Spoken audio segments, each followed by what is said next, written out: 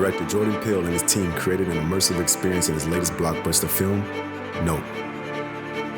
We're going to take a look at how him and his team were able to pull off a spectacle of a film. This is the director's cut. Good morning. If you want to see more of these videos, make sure you subscribe and click the bell icon to see what we cover next. Writer and director Jordan Peele set out to make a spectacle of a film. His goal wasn't to show the audience a movie, but to give them an immersive experience. I always like to kind of get into the head of my audience.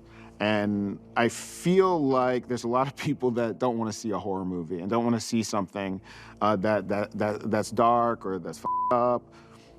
Nope to me is an invitation to them. And for all the visual effects it took to make this sci-fi epic, the filmmakers made everything else as real and grounded as possible. Let's start with their unique approach to cinematography. To create a unique experience, director Jordan Peele knew that the imagery itself had to bring the audience into the story. For this, he brought in one of today's best cinematographers, Hoyt van Hoytema. One major decision to create this immersive experience was to shoot with large format cameras. Approximately 30 to 40% of the film was shot with IMAX cameras, while the rest was shot with Panavision 65mm cameras. This combination presents a larger frame with sharper images, which brings the audience closer to the story. You know, IMAX is really the best way to see this film, just because I think I wanted an experience where the audience really, if they're looking up, they really have to look up. Really have to feel what the characters feel. And, you know, with IMAX, it's not, you're not just watching a movie, you're existing in a place. Another captivating technique that they used was the way they approached shooting night scenes. Now, they could have used traditional approaches with ND filters and polarizers, or they could have even used modern techniques of color grading and post-production. But there are two reasons on why they decided on an entirely different approach. One, it would have been extremely difficult to light the acres of farmland at night. And two, they were after a very particular look. Visual effects supervisor Gilliam Rushrun says they wanted to showcase the night scenes the way the human eyes see at night, not the way film cameras see at night. To achieve this, Hoytema adapted a dual camera setup with an Arri Alexa 65 shooting in infrared mode and a Panavision System 65 shooting in color. The cameras were aligned to capture the exact same shot. The images from both cameras were then combined and manipulated in post-production. Beyond the cinematography, another piece of the puzzle to immerse the audience was the visual effects.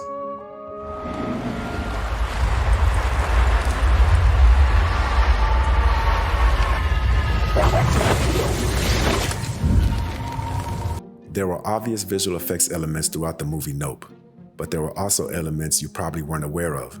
For example, most of the sky and the clouds in the film were all CGI. The visual effects team spent months of research and development on programs that could not only simulate realistic-looking clouds, but also control the movement and behavior using actual altitudes and wind speeds. This allowed the filmmakers to not only have complete control over the clouds, but also how the alien maneuvered through them. Another visual effect was capturing non-human performances.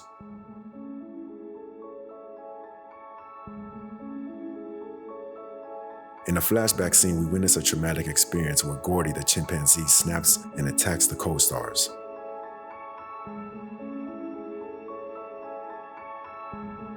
To achieve this, the filmmakers employed two methods, one modern and one old school. First, actor Terry Notary provided Gordy's physical performance using a technique called FOCAP, a process that's similar to traditional motion capturing, but can be done without the dedication of a motion capturing stage. An IMAX camera was used to capture the desired angle, and then an additional 6 cameras were placed around the set to capture the complete performance.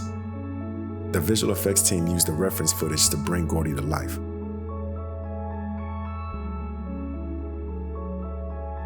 The old school technique they used was forced perspective. This is an in-camera method used to create optical illusions for the size and the relationship between the characters and the environment. In order to make Terry appear chimp-sized, they designed the set and furniture to be 30% larger.